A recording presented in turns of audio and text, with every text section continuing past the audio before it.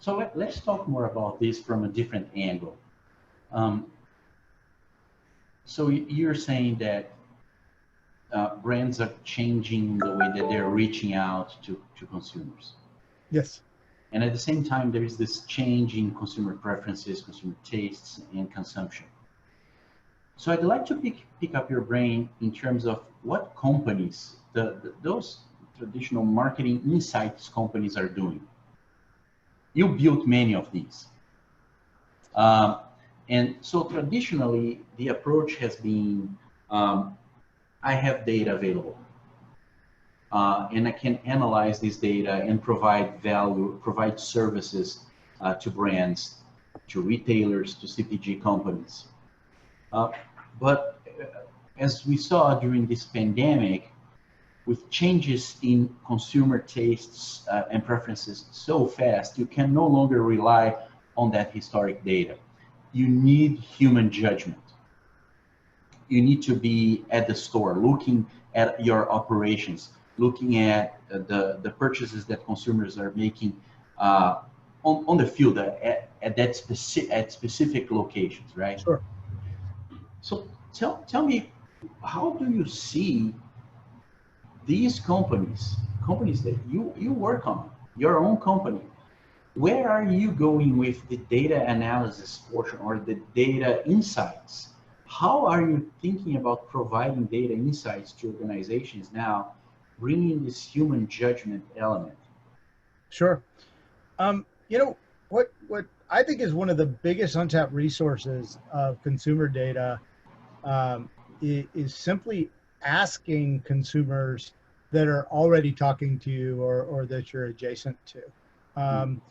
We had a case today where we were talking about a new product with one of our big customers, Remax Real Estate. We have 10,000 of its agents and users are on our platform. We identified the top 50, kind of our macro users, right? And we have formed them into basically a panel. It's not formal, but we ask them about their usage and features and things like that. I think every brand has this kind of opportunity today, right? You have consumers on all of your social channels. And even if they're not on your social channels, even better, you have consumers in the category that are talking about things that would love to be asked about things, right? And so from a qualitative standpoint, I think it's just much easier and to go and see what kinds of things people are doing and to simply ask them, and I think it's a wonderful form of data. There are many firms that do this in a much more formalized basis. I just wonder at the speed of which things are moving, though, if that's fast enough. To your point, we have all this historical data and all this behavioral data. I imagine all of our behavioral data for most brands, all the behavioral data for most brands right now is super challenged, right? Because we are not behaving in any way like we normally do. We've completely changed our behavior. We're So rethinking. what do you do with that data? Because it's not going to tell you. Mm-hmm. And the other thing it's not going to tell you, even when we go back to normal, and our new normal is not going to be what our old normal was. I mean, I like most people have no clue what it will be, but I know it won't be the same. That's the thing I feel pretty sure about, So what does that look like? What does that look like if you're a brand and tuna consumption suddenly through the roof versus fresh fish, or stuff which is Right. down, But it's so. But how are you capturing that? Because so you have, I know what you've done for years and years. Mm-hmm. You have that close contact with consumers. You have that social fabric, right? So Right. So you can ask consumers. You can go there and just ask them. So you have this, let's say, this focus group of 50 people. You can just ask them.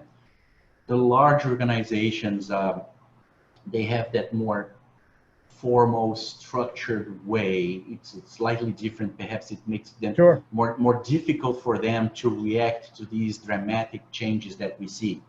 So in addition to being so close to consumers, being even embedded in the social fabric, uh, using crowdsourced, using the crowd to go to the field, and we know some firms that do that as well, Sure. to go and ask consumers, right? What other ways to be so close to people in order to gain these insights, and then use more of a qualitative data that we're capturing and incorporating that in the existing analysis? How do you see, I'd like to really try to understand how you're seeing this transition in terms of the kind of data, more qualitative, that we collect, and how we can use that, given that still most of organizations don't have even the technology to process that, to incorporate that in their existing models. Sure. Yeah, it's a great question, because you've got in many ways you have too much data coming at many companies, and so you get locked in this, well, what data do we need? But I gotta think, uh, you take an organization like Walmart. um, they saw and had probably better data than anyone in the country about many consumption habits, right? So they instantly saw many of the spikes. How that gets accessed, throughout the company, I think becomes a challenge to, so it's not the responsibility of the research or data analytics department, but you're opening up that data for people to use it. And you see many firms that are trying to make um, decision management, intelligence management systems much more accessible, right? At our company, which is still very small, we share, we have a system that we track all of our subscriptions, and we have 100,000 paying subscribers in our network. Again, we're small, but it's a significant number of people. Every single person in our company has access to that data in real time. And I think that again, that's an unusual situation just because of our size. But at the same time, what kinds of information like that could be valuable to every single person at Walmart, right? And how do you drive that down to that store level, so that on a macro trend you see things like tuna changing, and the store level folks have information that's very accessible to them about, hey, maybe we have some new merchandising that's focused around these things that are flying, right? I don't know. It's a challenge, and I really think the bigger challenge is there's so much data today that sifting it can be difficult for people. Yeah, I think that to tie up what you said would be that we'll definitely need real time. That's obvious. Sure. Real time collection and processing of information. But it's not only about having all the information, is understanding at that granular level what's the value of that individual piece of information. So what you said about having those insights inside the home, inside your pantry, it's so unique to you. And when you have that very qualitative information, and talking to people, obviously, and linking that to being able to work with that in real time, perhaps that's how things will be moving forward. And so the way is that the collective, not the single entity, but the collective that can do that, will definitely be able to provide huge value to people in general. It very well could, and you think back to our conversation about how Tesla is using its platform to collect data. Amazon's doing the same thing. Walmart will have that same opportunity. Many folks will have scaled opportunities, but smaller folks will, I think, will be able to do the same.